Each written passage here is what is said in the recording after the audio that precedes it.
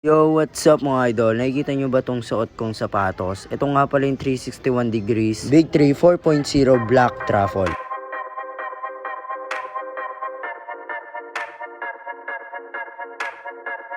She want it all. I'm a sucker for love, so I'm giving her everything.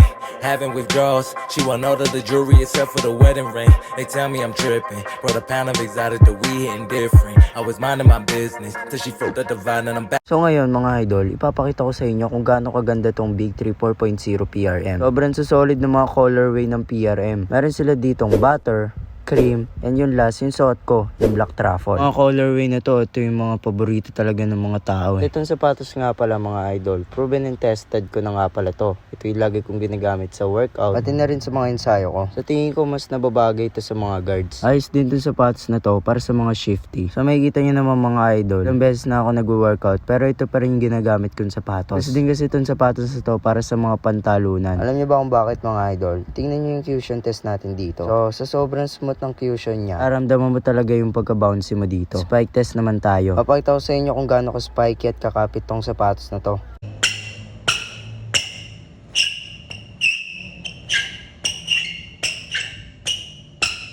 Dito naman tayo sa traction. Ayos din yung traction niya mga idol, pero may nararamdaman lang ako onting dulas. Tulad na lang neto.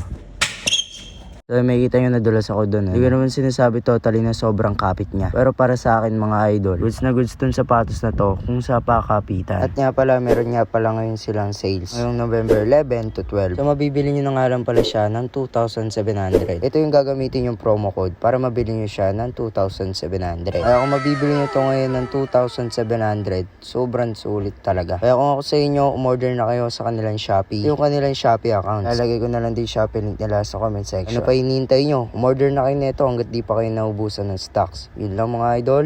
Peace!